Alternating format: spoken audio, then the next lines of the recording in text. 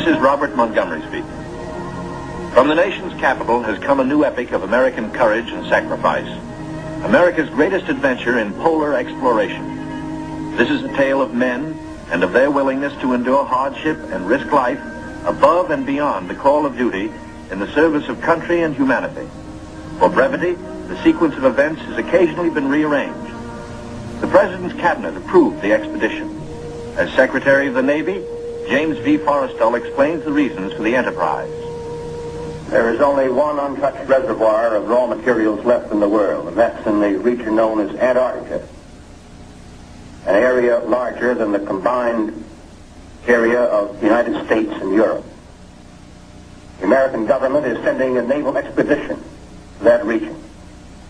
The purpose is to train our Navy in polar operations so that it may better perform its function of preserving the peace upon the seven seas of the world. Beyond that, the American government is seeking to do its share in the discovery and the release to the world of the unknown treasures of Antarctica in the interests of all mankind.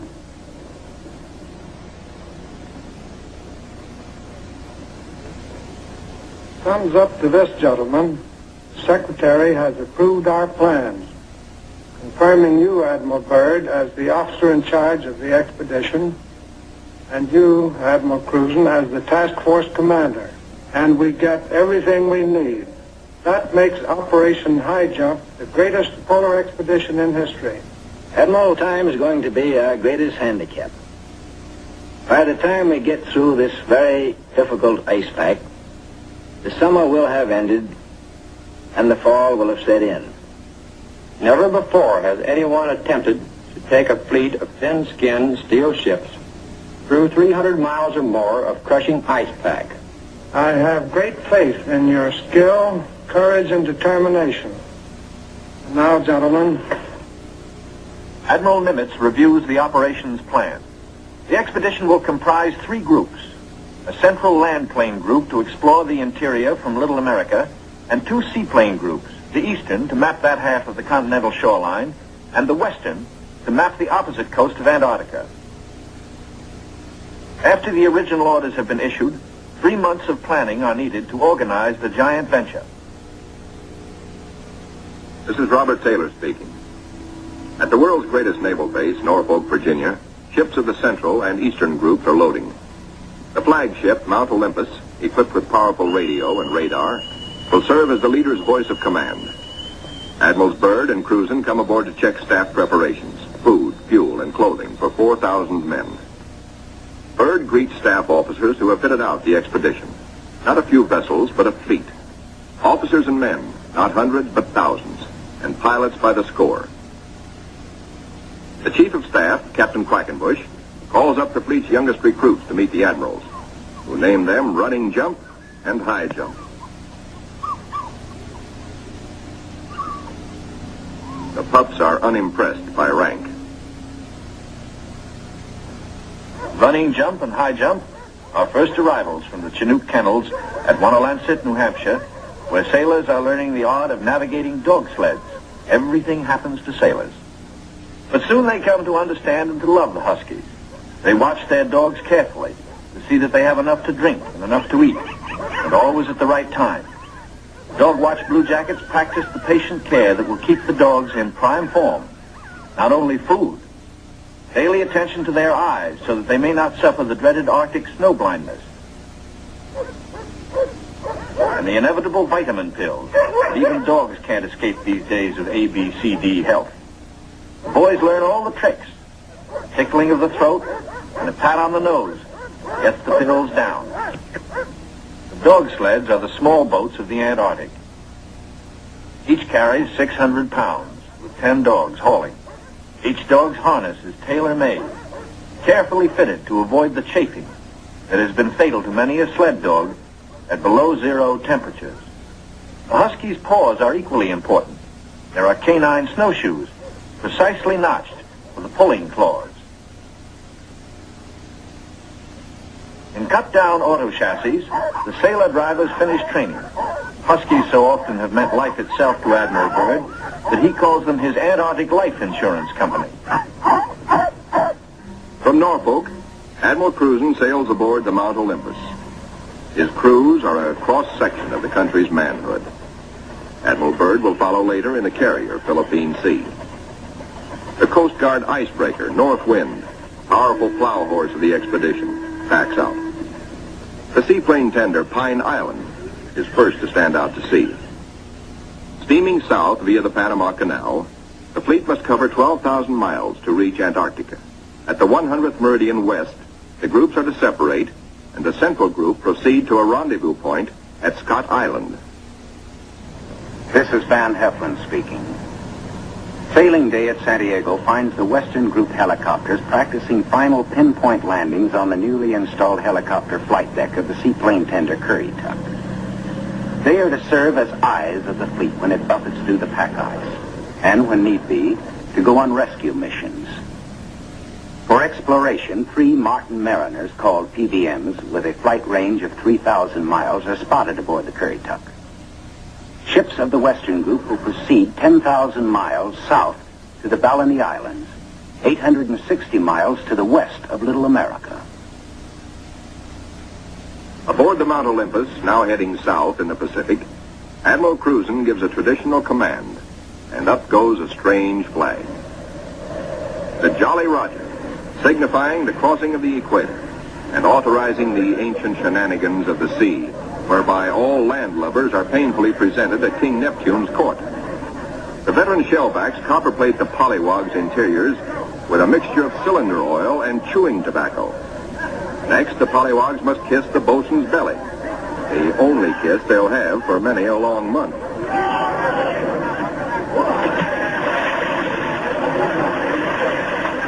They wind up with a dunking and a final whacking to warm them up, officers and men alike.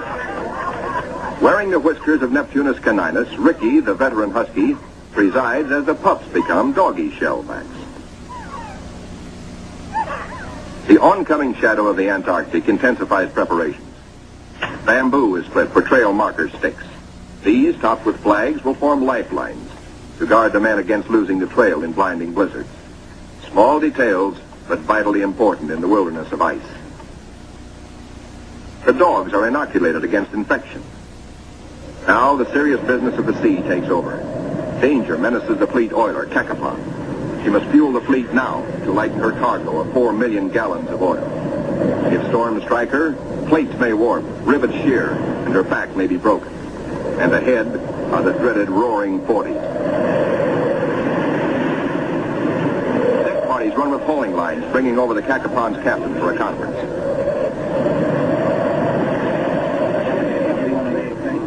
The ships are still on course, forging ahead.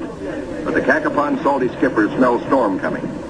Few ships travel this lonely ocean, so there are no weather reports. We've got to finish this job fast, he roars, or we'll be caught in a stiff blow.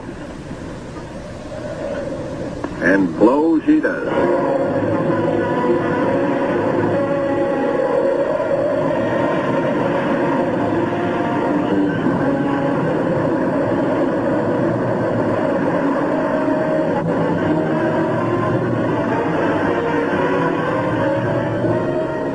Clearing skies, but still the gale blows hard.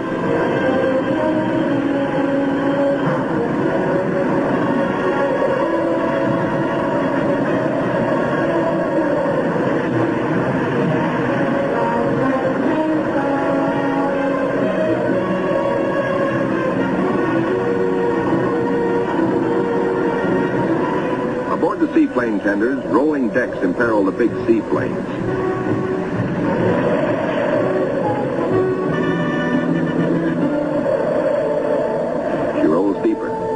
A sudden lurch. The Navy cameraman taking these pictures is thrown, his leg broken.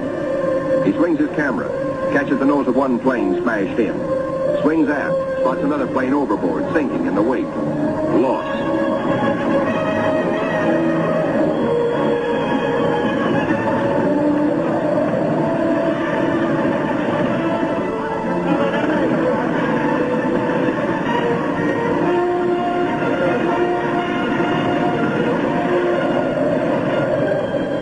There's no loss of life, but below in sick bay, the surgeons are busy with the injured. Today, with Navy's modern science, An injured seaman is soon up and about. We go back now to Norfolk and sailing day for Admiral Byrd. 6 DC-3s, called R4Ds by the Navy, make the longest taxi run in Navy Yard history, each with crewmen riding the tips of their 98-foot wings. Poles and buildings have been removed to clear their way to the 30,000-ton carrier, Philippine Sea. Admiral Byrd will sail the carrier close to the edge of the pack ice, then fly his 6 30,000-pound land planes from her deck, 800 miles across the pack to Little America. A daring and dangerous plan. But precedent was made in 1942 by Jimmy Doolittle in his much smaller B-25s, Tokyo bound from the carrier Hornet.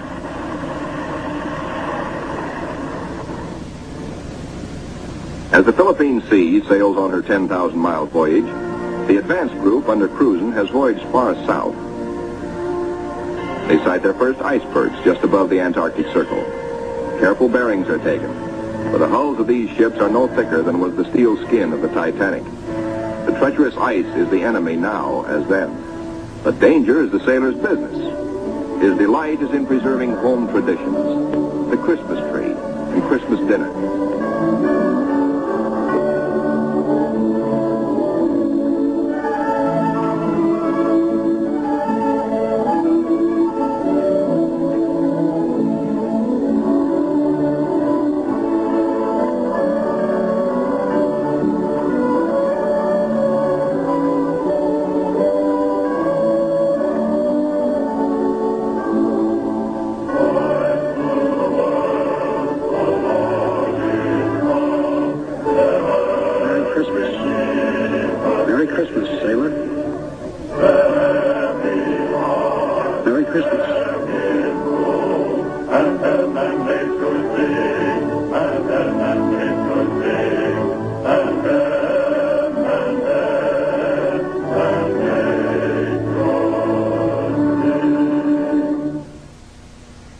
We'll be right back with TNT Overnight. 50 years of classic films all night long. For love, he'll throw down his... Engines throb, taking the central group deeper into icebound seas. Now, by the far-seeing eye of radar, the bridge learns of land ahead, and flag communications passes the word to the fleet. Scott Island, dead ahead. All ships rendezvous. 600 critical miles of their 12,000-mile voyage still to go. The ice pack ahead has been the executioner of many gallant ships. Cruzen summons captains and executive officers for a staff conference. While the staff confers, a small landing boat sets off for Scott Island, named in honor of the heroic British explorer, Captain Robert Fountain Scott, who lost his life a generation ago trying to fight his way back from the South Pole.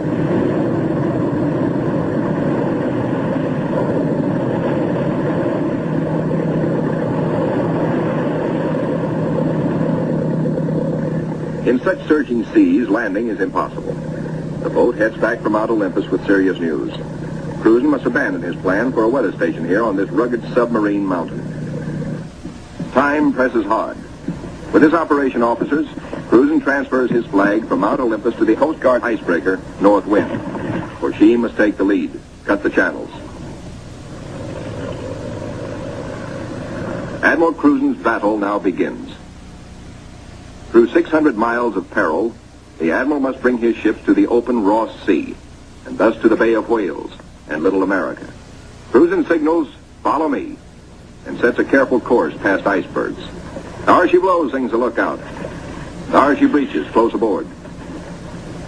These huge whales measure up to 80 feet long, and each yields oil worth more than $2,000. The radar watch informs the bridge they have picked up a big ship, a Norwegian whaler, with her killer craft in close company. The Norsemen report the heaviest ice pack in 40 years. This year, they tell the Americans they're staying to the north of the ice. The Norwegian captain urges, "Exercise extreme caution." The American fleet proceeds. Here is the most treacherous navigation in all the 7 seas, with every floe, every berg a potential killer of ships. 7/8 of a berg lies underwater. Its jutting ice foot can slice into a ship like a can opener into a can. Ahead, the sky shows white streaks, the telltale ice blink, the warning reflection in the sky of the great pack. The ships meet their first tabular. the tabletop berg found only in the Antarctic. These tabulars are huge chips from the great ice barrier. They measure as long as 40 miles and are counted not in acres, but in square miles. The ships must follow a twisting, turning sea alley, cleared by the icebreaker. The submarine, Senate, brings up the rear. U-formed ice, known from its shape as lily pad ice, offers no trouble. It is the bergy bits and the bergs themselves that form the hazard for the submarine.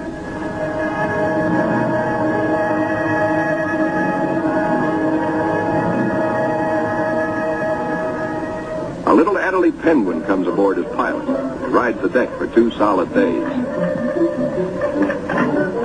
Navy cameramen find new subjects. A group of emperor penguins feeding in the lead.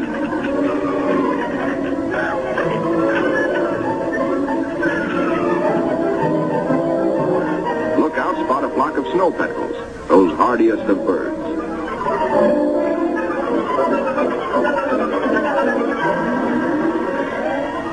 Admiral Cruzen orders reconnaissance by helicopter and himself boards the plane as observer. For the first time, the helicopter serves as the eyes of the fleet to scout out a way through the ice.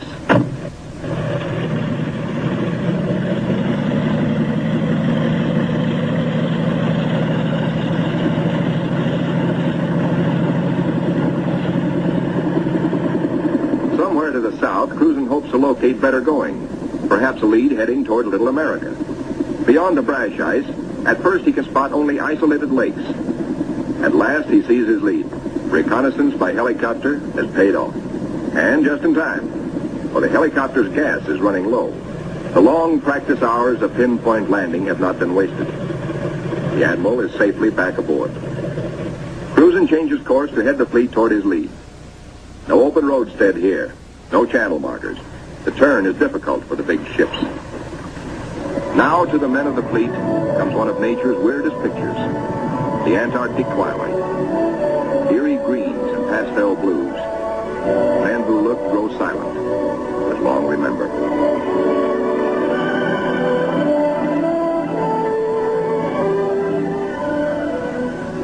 Nor will they forget the dawns and the seals.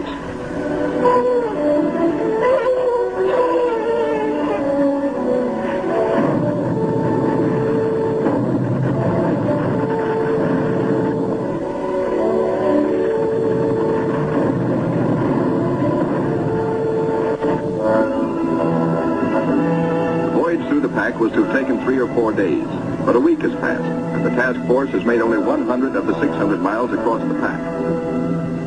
An emergency radio to the north wind summons instant help. The submarine, Senate, is caught. The jaws of 2 ponderous pressure flows have closed in, locking her in a white vice. The submarine is in acute danger of being sunk.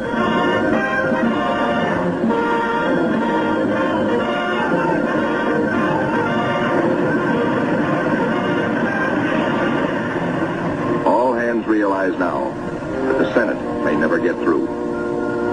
Cruzen signals, resume course.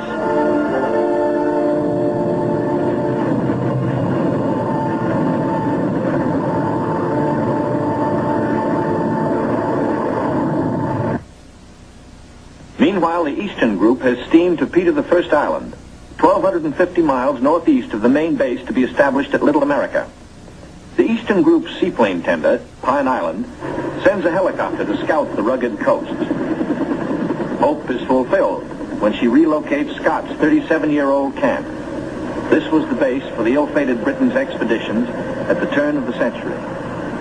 While the helicopter waits, the Americans look over the hut, finding only an abandoned sled. But back at the Pine Island, the helicopter meets trouble. Her rotors, heavy with ice, fail. She crashes only a few feet from the safety of the landing deck. Within seconds, the Pine Island's crash boat reaches the sinking helicopter. The rescue crewmen, drilled for just such an emergency, yank Captain Dufek and his pilot safely aboard. Back at the Central Group, danger increases for the submarine.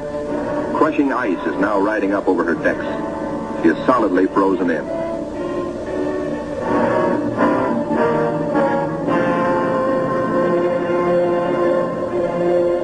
The Senate's situation is desperate. Clearly, she cannot undergo further risks. There are 85 men aboard. The ice locking her in is a solid pressure field spotted with bergs. She must be taken back. The North Wind cannot get the fleet through if constantly halted to rescue the submarine.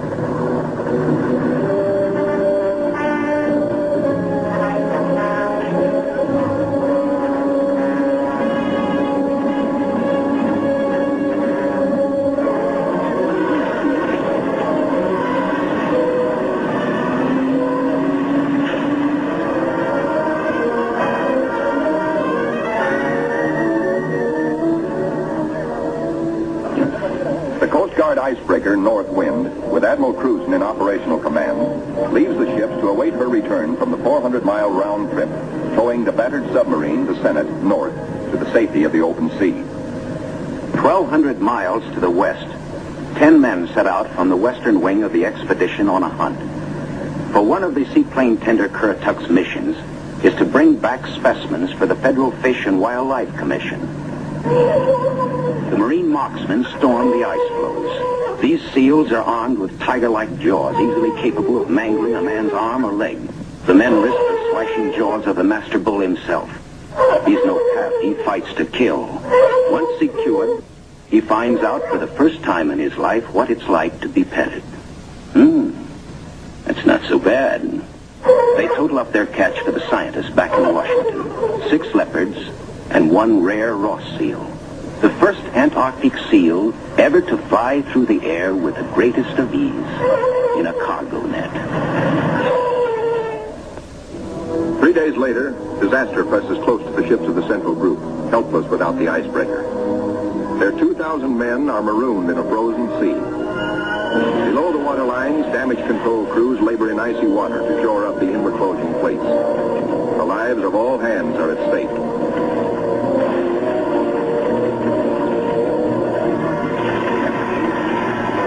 Flashes an SOS to Cruzen 200 miles to the north. Quickly, he orders the submarine to go on by herself to Scott Island and there operate as a weather reporting station. And now begins a race against time well worthy of high place in the traditions of the United States Coast Guard.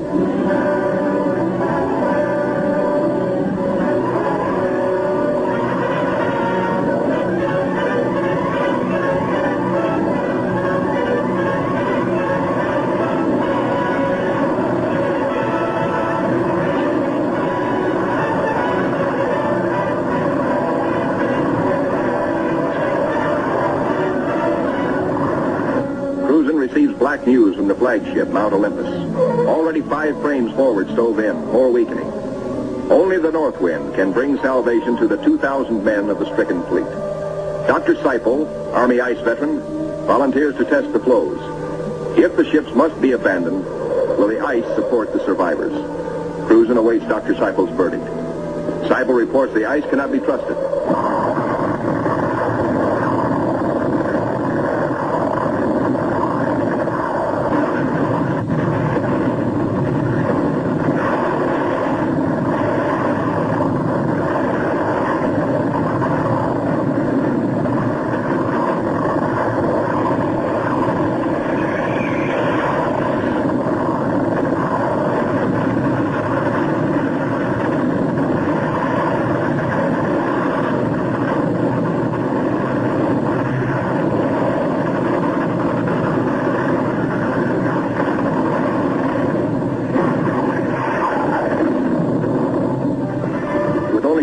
To go, the icebreaker is hemmed in by ice 20 feet above water, 50 feet below, in an area as great as 100 acres. Hopelessly gripped by the ice, the cargo ship Merrick is now in grave peril.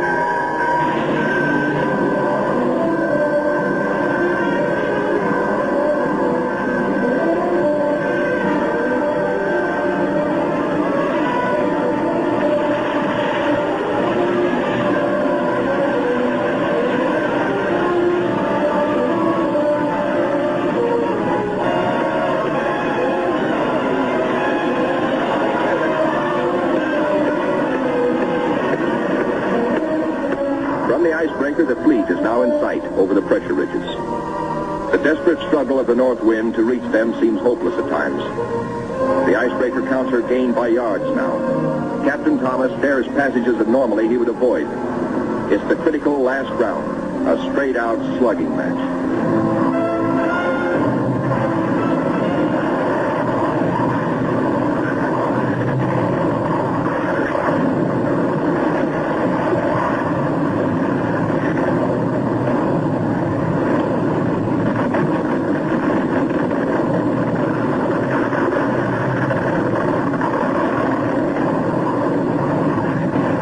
The north wind reaches the nearest ship, the Yancey.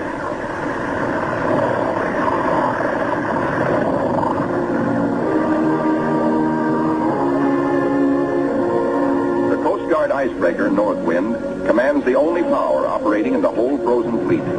The Yancey and her 500 men are saved. Next, the Mary, heavy in the water with a hole in her bow below the waterline.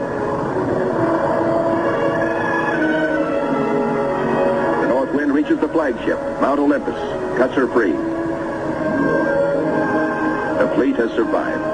2,000 weary American sailors are safe. Beyond the great ice whirlpool that held them fast, they steamed through the southern edge of the pack, through to the open waters of the Ross Sea, and little America dead ahead. Word of the deliverance of Admiral Cruzen's men reaches Admiral Byrd aboard the carrier Philippine Sea as she passes through the Panama Canal, Pacific bound. Officers watch sharply. The glove-tight fit of the 750-foot hull requires that the ship be kept exactly ruler-edge true to the sides of the lock. The Philippine Sea navigates the canal in a day. As she heads south in the Pacific, Admiral Byrd devotes all his time to the flight ahead, perilous but of vital importance to naval aviation. Never before have such huge planes attempted carrier deck takeoffs. Never before have wheels and skis been combined in one landing gear. The wheels for deck takeoffs and the skis for landings on ice. The grave risk is that one may interfere with the other and bring disaster. Byrd makes the decision. The wheels will have only a 3-inch clearance between skis and deck. Upon this will depend the lives of 40 men, and he will lead the way. Triumph at last for Admiral Cruzen. The entrance to the Bay of Whales, the famous 400-mile Ross barrier. The Admiral can now relax. He, an American admiral, has brought a modern fleet for the first time into the innermost waters touching the great unknown continent of Antarctica. This is an historic moment. At long last, Admiral Byrd has realized his dream of many years of reaching little America with men and ships of the United States Navy. Reception committee. Hey, gang, hurry up. Look at the big penguins in our bay. Big penguins, bigger than emperors. Big black mountains that move. They walk like us, but not quite the right way.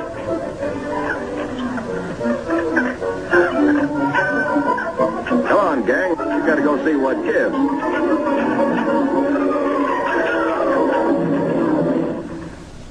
The big penguins and their big black mountains, the ships, are on 24-hour duty, with the first job to secure all mooring lines. Big timbers sunk deep in the ice serve as anchors. They're called dead men in sea parlance, perhaps because they're buried. Slip toggles are rigged for quick release in case ice forces an emergency getaway. Unloading. Reconnaissance planes first, next hauling equipment. The Marine Corps weasels. Heavy-duty caterpillars and trucks, 40 in all. Here are no port facilities, but the Navy shows its self-sufficiency as it did throughout the war in operating at sea without bases or with improvised bases. Here are no docks or roads, yet all freight aboard 3 heavily laden ships is hauled 2 miles over the ice up to Little America. Dogs next, a barking, tugging boatload of huskies. And the pups, growing fatter and bigger every day. All are happy with the welcome smell of snow in their nostrils. This is home. This is fun. But this is work, too, for time is short. The dogs must haul their share of the tonnage. Halt. Trouble ahead. Pressure ridges block the way inland to Little America. Even the largest caterpillars are stalled. The call goes out for dynamite crews, Navy's trained demolition teams, seasoned on enemy beaches. They must blast the 50-foot ridges, clear the way to meet the expedition timetable. The ridges are deep. Blasting takes hours.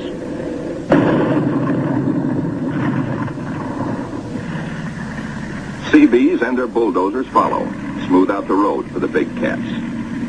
In 2 hours, they bridge crevasses 100 feet deep.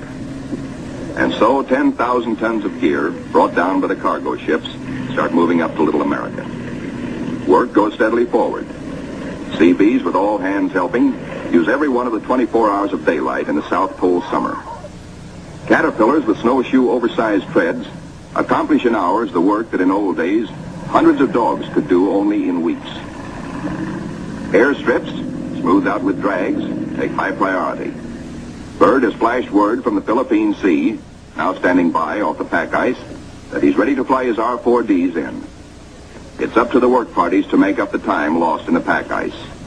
Up to these men to work while gusty winds drive flesh-cutting gravel-like snow across the open, or to dig deep for storehouse foundations. Food dumps grow steadily. Here is the favorite hangout of the veteran husky, Ricky. Born at Little America 12 years before, and still hungry. Each hour brings other buildings to completion. Knockdown Wanigans grow magically, and the Air Headquarters Quonset is ready. Snow blocks are dug out for windbreaker walls. These blocks are the adobe of Little America. Good idea, squawks the sidewalk superintendent of the base.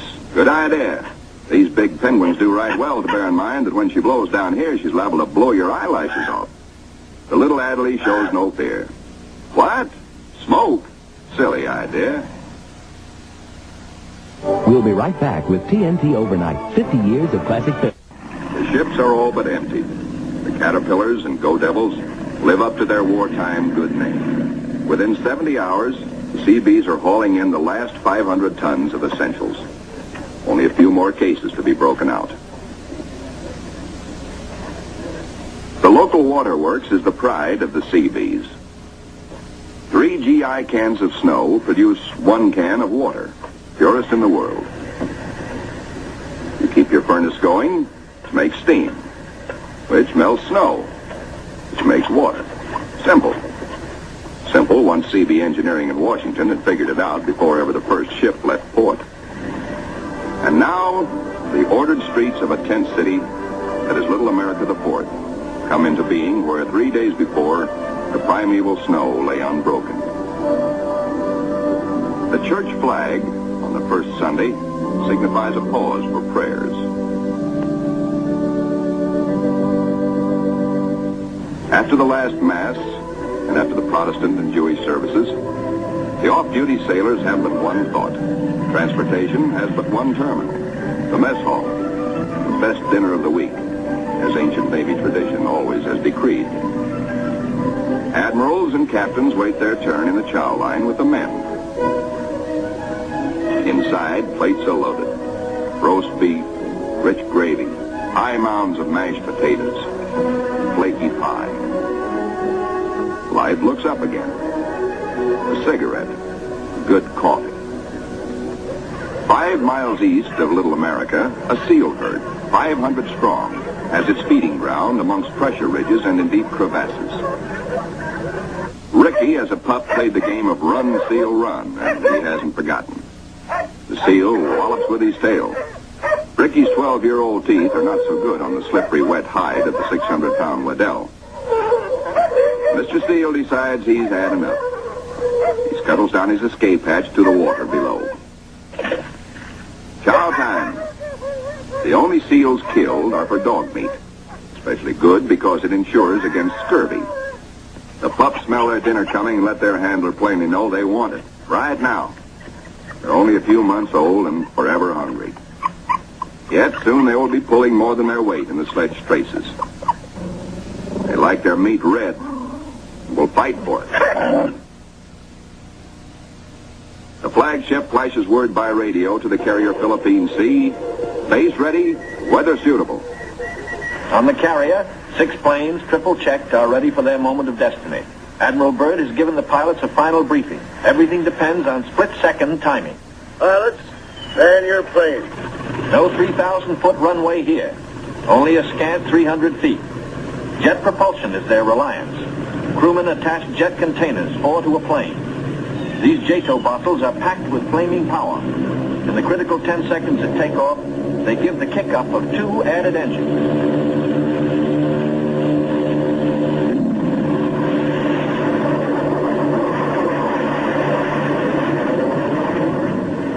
Bird is airborne in exactly 100 feet.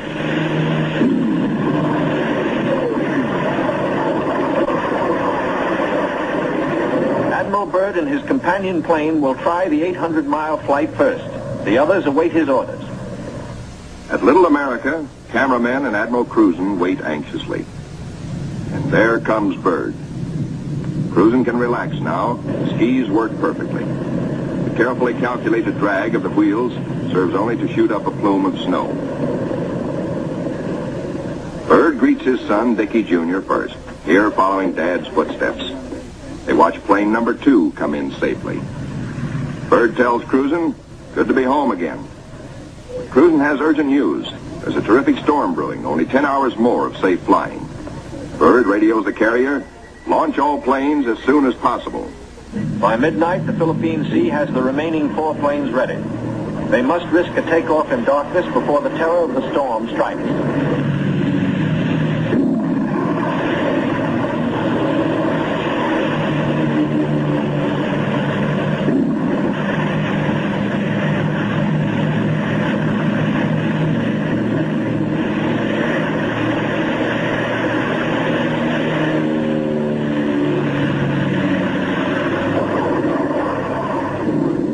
Finds the planes over the pack ice. With frozen death below and weather closing in, navigation becomes tricky. This close to the pole, the magnetic compass is no help. At the base, men scan the gray skies, looking, and finding only the blackness of the approaching storm, now visible to the east. If the planes don't make it within an hour, but in they come, one by one, to land in the last remnants of clear light. Each landing is the first on the ice for each pilot. These men are the first ever to fly big planes into the Antarctic. Or on previous expeditions, the planes were freighted in, assembled, and only then were they flown. These Navy and Marine Corps flyers have been bred on stormy going. Their long experience and, above all, the Navy's relentless training in all details brings them in, but with little time to spare. The blizzard hits, 100 miles an hour, scouring across the sastrugi. In storms such as this, many brave explorers have died.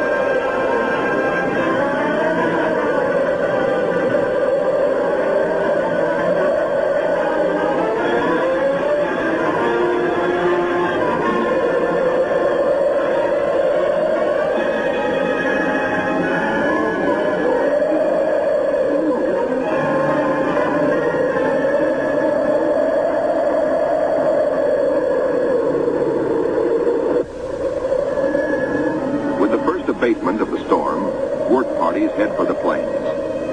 The blizzard is 40 hours old. The wind has become bearable. The expedition flight schedules are days behind. They must get the heaters going, clean out the frost. The Antarctic offers no quick machine service as on standard Navy airfields. Fuel for the heaters must be hand-dragged, hand-pumped, hand-fed, with the temperature far below freezing. The chow wagon, the never-failing CB tractor, gives the work parties a lift back to the mess tent for hot coffee, food, and warmth. Only the Navy, Marine Corps, Coast Guard, and Army cameramen who made this official record know the price they paid for these blizzard films. They covered the Pacific battles for posterity. This cold day, they froze their whiskers to make these first color films of an Antarctic blizzard. Little America digs out. The planes still stand on the line uninjured. Icicles and snow to be cleared off, but no plane blown away. Lashings held. Tent City intact, proved out the technique of survival evolved by Byrd in a lifetime of exploration. Not 1/10 went down.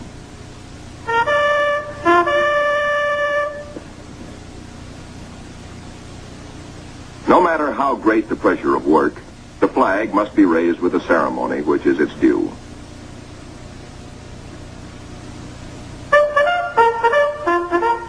Admiral Byrd declares Little America IV in full operating commission. The Admiral and the party ride Weasels 12 miles south to visit his earliest camp, marked by the radio towers. Little America I, now 40 feet under the snows of 17 years. And above it, Little America II, 25 feet under the snows fallen since 1935. Captain Boyd, United States Marine Corps, ties on a safety line. While Admiral Byrd and 3 veterans of his previous expeditions watch, Boyd inches his carcass down the old ventilating hatch. It stood 20 feet in the air when it was put up 12 years before. He pokes a stick up as a marker for the main hatch.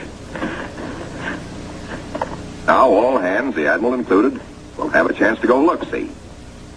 Below, the old-timers find a lantern that lights at once. No manner of other gear. For here in Antarctica, there is no decay, no rust, no dust, not even germs. Fruits, vegetables, meats, all good after 17 years. Small wonder Byrd preaches that one day, Antarctica may be the world's storehouse to keep the 7 years surplus for the 7 lean years. Byrd, bringing with him the old corn cob he'd forgotten in 1930, comes up last. He meets heavy going, but he makes it the hard way and seems to like it. We'll be right back with TNT Overnight. Can men survive in freezing water? Men from Mars, members of a special underwater demolition team, wear the new cold water rubber survival suit. In contrast to these skylarking youngsters eating ice cream in the ice, men in ordinary clothing are paralyzed in 6 minutes and die very quickly thereafter. Yet these sailors, wearing only underwear beneath their survival suits, stay in half an hour and come up chipper and warm. On the sunny afterdeck of the Mount Olympus, the expedition's prize penguin catch, the big emperors, are living the life of penguin Rileys. They grow 4 feet tall, weigh up to 80 pounds, and are the only creatures who live throughout the year on Antarctica. Eons ago, they flew. In time, their wings evolved into swimming fins. Their deep feathers are the warmest known. Their feet, thick leather-like pads. On these, they lay their single egg and tuck it up within the body feathers for warmth, to hatch it. In captivity, they must have their vitamins. Keeping them alive for the return voyage is quite a problem, for their bloodstreams have no germ resistance. Their necks are ball-bearing. Strangely enough, the smaller captive penguins prefer their fish fillets. They won't eat live fish out of a pail. The rockhopper penguins are the clowns of the Antarctic. 20 inches high, cocky yellow eyebrows, sassy, and forever hungry. As the men find out, they'll eat their weight in fish every 3 days. The gathering of scientific data ranks high in expedition plans. Admiral Byrd says goodbye and good luck to an over-ice expedition which is to probe deep into the Rockefeller Mountains, 300 miles southeast. 2 LVTs hauling supply sledges strike out into the white darkness, their mileage checked by bicycle wheel counters astern. In the mountain rocks, they will seek minerals and ancient petrified vegetation. Hourly, they will record important aerological data. But exploration by plane has priority 1. 1.5 million square miles are to be explored and mapped, and the oncoming winter soon will end flying weather. The wheels come off. For both takeoffs and landings on the ice must be made by skis alone, delicately balanced to feather in the wind, yet strong to stand the shattering shock of landings. Organized exploration on a scale hitherto undreamed of calls for precision timing. Each plane is serviced on exact schedule with 1,200 gallons of high-test gas and with preheated oil tested to function at 80 below. A pressure tank, especially designed for operations in deep cold, pumps the oil into the planes. Daily flights begin. Each plane has a definite sector to explore, a definite timetable. a definite radio report schedule. While the weather holds, flights operate around the clock. For emergencies, the LVTs cache provisions and fuel at the limit of their range. To aviators forced down, to rescue planes sent out to bring them in, these cairns may offer the one hope and may mean ultimate survival. 1,200 miles to the east, the Eastern Group vessels and planes are exploring the mysterious Phantom Coast. Aboard the destroyer Bronson, the commander of the Eastern Group, Captain George Dufek, makes an exploration voyage. He sails close in to Mount Erebus, 14,000 feet above the sea. It is the only known active volcano near the South Pole. Captain Dufek, his mission accomplished, returns to rendezvous with the seaplane tender Pine Island. Personnel transfers to the destroyer must be made by breeches buoy because of rough seas. This officer would probably prefer a boat. The deep roll in the destroyer's outward flaring bow forced the handling crew to wait for the exact moment to haul inboard, lest the man be dashed against the ship's side and killed. It is Captain Dufek's turn next. The line is set higher.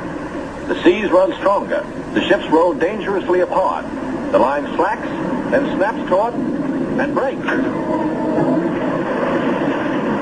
A 50-foot plunge downward. Dufek disappears.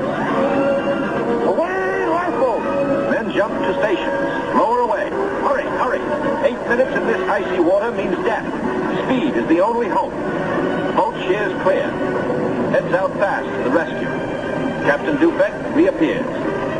He has managed to inflate his life jacket.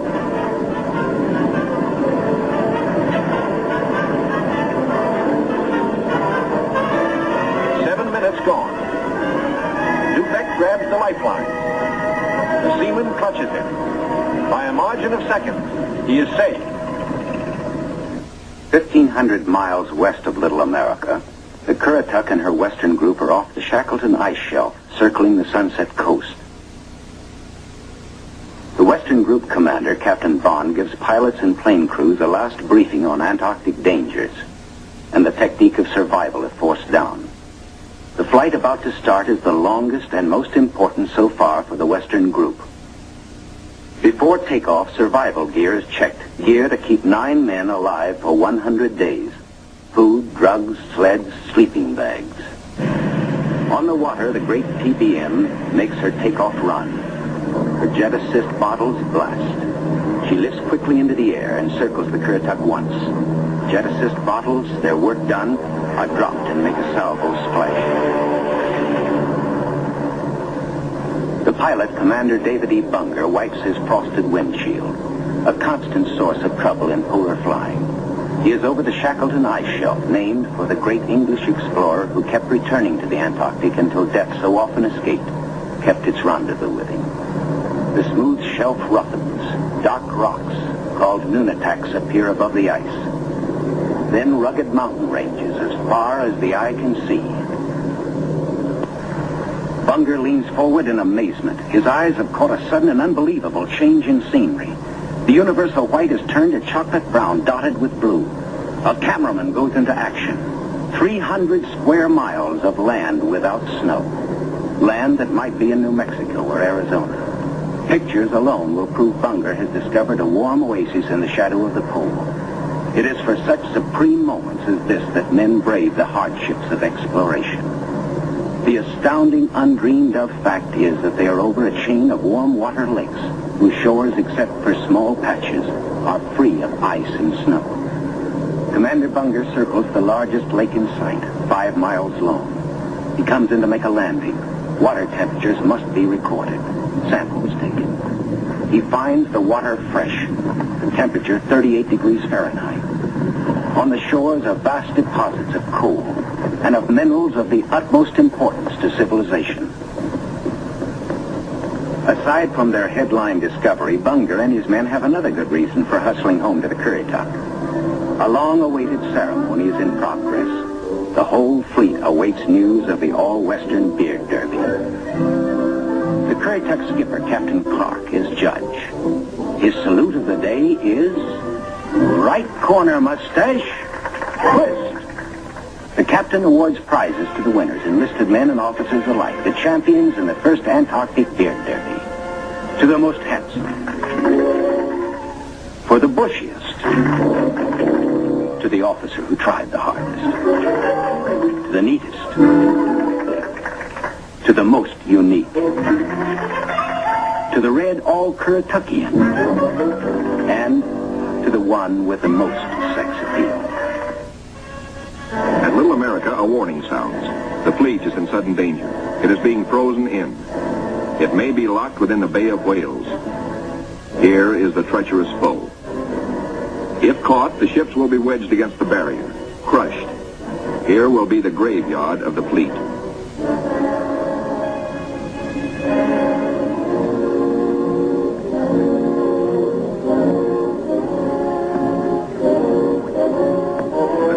Icebreaker North Wind goes into action, ramming, back, ramming again to break up the crushing floes. Landing craft work frantically to loosen the ice around the ships so propellers may turn without shearing off. One by one, the ships are cleared, get underway. Byrd remains behind with 197 volunteers in grave problems. His most important exploration flights will now lack the powerful directional radio to Mount Olympus. To get his men out, he must hope the icebreaker can crash her way back in time. Otherwise, he and his men will be frozen in for the 9 sunless months of the dark, treacherous Antarctic winter. Marooned, Admiral Byrd and his staff plan the big flight to the South Pole and far beyond. This is the culmination, the last mass flight. 4 planes spanning out over a continent of unknown territory larger than Texas, California, and Arizona combined. Over freezing wastes without people, without life, without vegetation. Nature's most formidable challenge to man. The 4 planes are gassed up. All controls triple checked. Motors heated. For they face cold as extreme as 60 below. Unrelenting. Murderous. Photographic units lead the parade of science to the planes. Each is a flying laboratory. The cameras are the trimetricons and the K-17s that spied out enemy secrets during the war. Now each plane carries 250 pounds of film to record some of nature's last great mysteries. The war's secret radar magnetic detectors are here too, bolted on like bombs. In war, their electronic impulses spotted minefields buried deep under the surface. Now they will read far below the ice, detect and identify minerals, coal, iron, precious ores. Byrd gets the words, "Ready, sir." He boards the leading plane. Gives the command, take off. Crews hasten to rock the ships and thus free the skis frozen to the ice. Now all the work that has gone before, the planning, the task of preparing ships, of training men, the perilous voyage through the ice, now all of these investments of time and sometimes of suffering are come into focus. Takeoffs were non-stop flights over the desolate, danger-studded wastes of Antarctica. Flights of great distance, the equivalent of, back at home, winging non-stop from the Canadian border to the Gulf of Mexico. Aviation is all important in the Navy's Antarctic exploration, just as aviation is all important in a modern Navy that must be strong under and above the sea, as well as on it. We'll be right back with The shelf ice. Byrd leads his 4 planes in the long climb over pressure ridge areas, heading for the polar plateau, 10,000 feet up. Below are no landing fields, only deep crevasses, pressure ridges 100 feet high, instant destruction for a plane forced down. Byrd pioneered the first South Pole flight in 1929. He applies again the practice of constant vigilance, careful calculations that assured his earlier successes. Over this cruel country, Byrd flies today at 3 miles a minute. In earlier explorations, 3 miles in one day was frequently the utmost for Shackleton and Scott for Britain, Amundsen for Norway, and Byrd himself for America. The Beardmore Glacier, 200 miles long, 50 wide, 1,000 feet deep, who knows. Byrd checks position by the sun compass.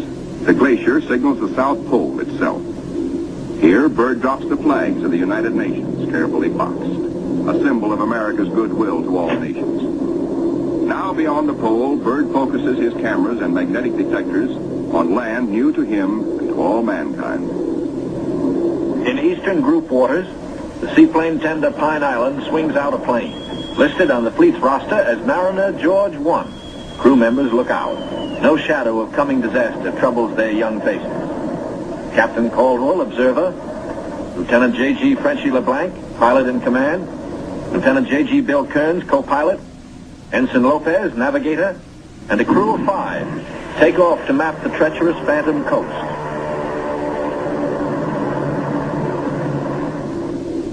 Bird's planes deep into the unknown are the eyes of civilization, recording, evaluating, mapping. Plateaus, mountain ranges with peaks 20,000 feet above sea level.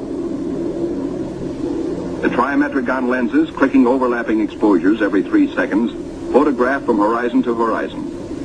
Coal, a mountain of coal. Bird later declares Antarctic mines, if once tapped, could supply the world's coal needs for centuries. These official motion pictures can give only a cross-section of the miles of photographic records accumulated on this expedition by the Navy. The exposed mapping film will take 5 years to assemble. Amplifying these are the radar magnetic detectors, accurately recording mineral discoveries of immense value for the future use of all mankind. England, Norway, South Africa, Australia, New Zealand, South American countries, and Soviet Russia are claiming Antarctic territory. The United States recognizes no claim, and so far has made no formal claims for itself. But international policies cannot concern the Admiral now. His duty is to keep his flying laboratories functioning, to fulfill his dream of a lifetime. The word "gas half gone, sir," comes from the engineer tabulating fuel tank readings. Bird radios his pilots, return to base. By the third leg of their triangular course, the planes head back for Little America. Bird's plane takes the widest swing fuel permits as the lenses of the Trimets continue recording new territory. This is the last big flight. Bird is determined to record the maximum possible. One by one, the planes swing in over Tent City. Flight operations checks them in and safely down. Plane 2, plane 3, plane 4. But not plane 1. Bird's plane is yet to be accounted for. Bird is missing. Out over the ice, Bird is in trouble. His starboard engine is cutting out, now stops. His one remaining engine is losing power. The altimeter needle starts dropping down. The plane is losing altitude. All 4D1 to base. All 4D1 to base. Position Q5. Engine out. Losing altitude. The base prepares for rescue operations.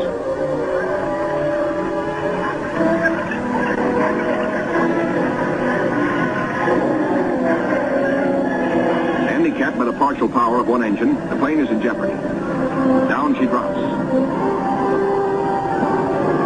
The needle drops from 3,000 feet downward, threatening peaks around. A further drop might mean a crash. Only one hope: reduce the load, lighten her at once. Maybe that way, maybe if enough weight goes, maybe she will hold. Already the mountains are above. She is deep in the valley, deep in the shadow of disaster. The needle drops downward from 1,700 feet. Jettison all gear.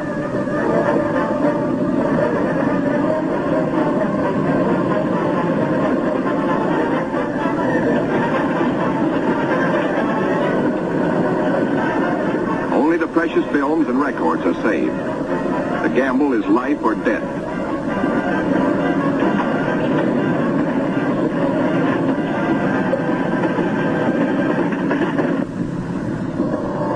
The altimeter levels off at around 900 feet. Slowly she starts to climb. She is gaining altitude. Pilot signals 4-0. 3 hours later at the base, a crippled plane comes into sight.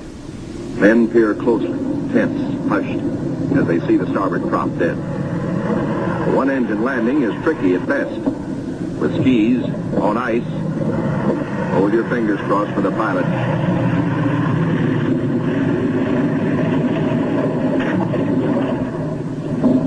Safe, safe, good going. The greatest exploration flight of all history has ended in success. The flight beyond the South Pole. The flight beyond imagination. But over the Pine Island with the Eastern Group is the shadow of tragedy. Captain Dufek flashes the word by radio.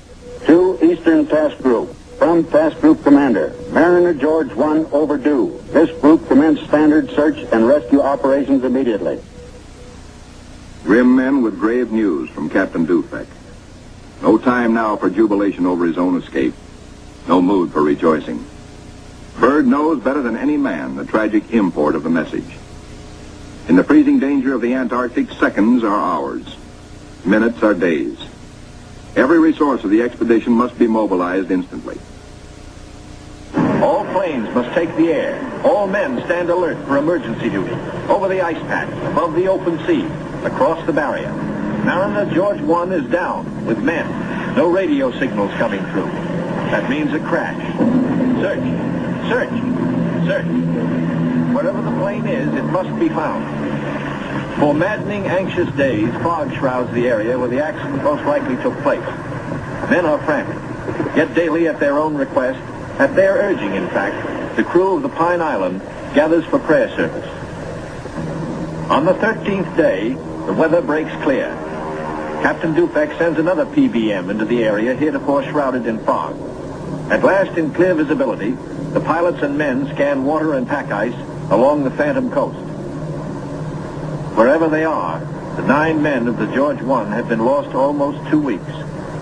Hope is thin. 5 hours out, Commander Howell, the pilot, spots smoke. A signal fire. Some are alive down there. How badly hurt? How many live? George 1 smashed. The wreckage scattered, some of it burned. And a message on the wing. Lopez, Henderson, Williams, dead. No seaplane can land on the ice. Can the survivors reach open water? Howell must drop a message. We'll land Barrier's Edge 10 miles north. We'll drop flags to mark trail. If you can walk it, form circle. If not, form line. Howell knows the gravity of the decision Captain Caldwell must reach. But if the men can walk, a day may be saved. A precious day for the injured. Howell flashes the news. Captain Dufek gets the word and gives it to the Pine Island by loudspeaker. Attention all hands. This is the Task Group Commander speaking. Mariner George 1 has been sighted. Rescue operations are in progress. Howell circles his PBM over the wreckage. He watches for his answer. The huddle of men breaks apart. They've reached a decision. It's a circle.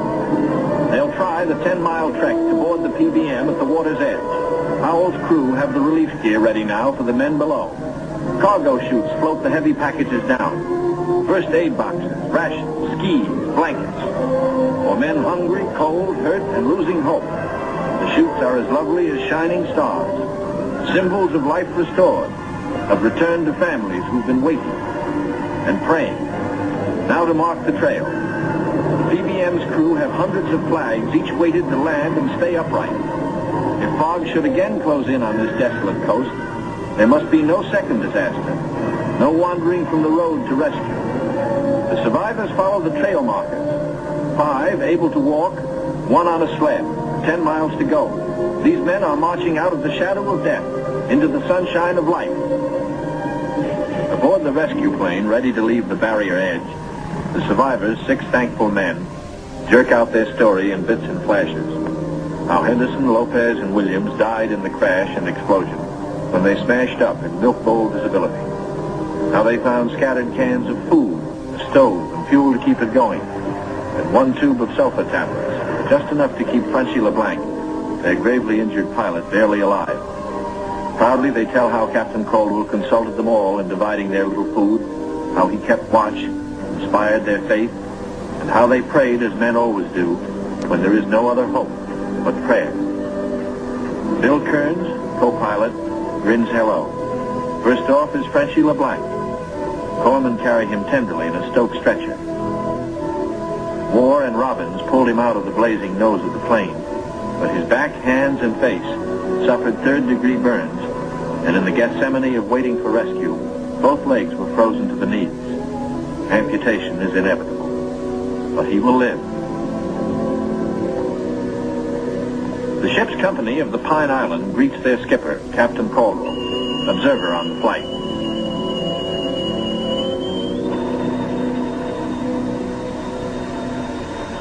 He says no ship ever looked so good to him as his own command, as again he sets foot on her decks. His executive officer greets him with sincere affection. Captain Dufek warmly welcomes the survivors. Co-pilot Kearns, his broken arm in a sling. McCarty, photographer. War, the radio operator. And smiling Shorty Robbins, the motor mech. The head is warm. A hot bath, clean sheets, and long hours of restoring sleep. And perhaps first, a moment to splice the main brace, by which good sailors mean a ration of medicinal spirits. Bourbon to you. Later in sick bay, all but Frenchie and Captain Caldwell enjoy their first full meal in 2 weeks. Kearns will go to Georgetown University to study for a career in diplomacy. McCarthy, who has a wife and 2 children in Sonoma, sunny California, beams happily. Robbins, who was the wheel horse in those desperate days, figures to keep on flying. He still loves it. And War knows that he will marry his school teacher sweetheart back in Reading, Pennsylvania. News of the rescue finds the icebreaker with Admiral Cruzen fighting her way through thickening ice to pick up Admiral Byrd and his men at Little America. Byrd is radioed for all speed. At the base, the Admiral supervises Operation Secure. All essential records and scientific instruments are to be taken home. The planes must remain. They are stripped down with the hope that another American expedition in a future year may find them of use. Supply dumps are marked by poles. And now through the capes comes the old reliable workhorse, the icebreaker. Final loading is the order. All roads lead to the bay, the last trip down. The last long trek through the snow for the big Go Devil sledges, loaded with men and equipment. The excitement that always comes with sailing infects all hands, including the dogs. They sniff something important is in the wind. With normal quarters for 75, the icebreaker must jam aboard the additional 197 men of the base party until, after the voyage north, she can transfer personnel to the big ships awaiting her at Scott Island. Byrd is among the last aboard. He can now report to Admiral Nimitz, Operation High Jump completed. Our men have achieved accomplishments unparalleled in the history of discovery.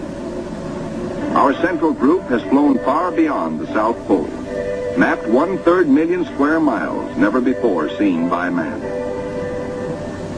Our eastern group mapped 3,000 miles of phantom coast and charted 40,000 square miles of coastal ocean areas hitherto unknown. Our western group, flying hundreds of air hours, mapped the 4,000-mile Sunset Coast, made the amazing discovery of warm land in Antarctica. In all, the expedition explored more than 1.5 million square miles. Our scientists, by use of the radar magnetic detector, have pinpointed fabulous treasures and resources of great significance for all mankind. The men who did the job, Navy, Army, Air Corps, Marine Corps, Coast Guard, and scientists, are going home. Tired men, they're going home to their mothers, sweethearts, wives, children. Home, strong in the knowledge that they have met the Antarctic battalions and conquered it.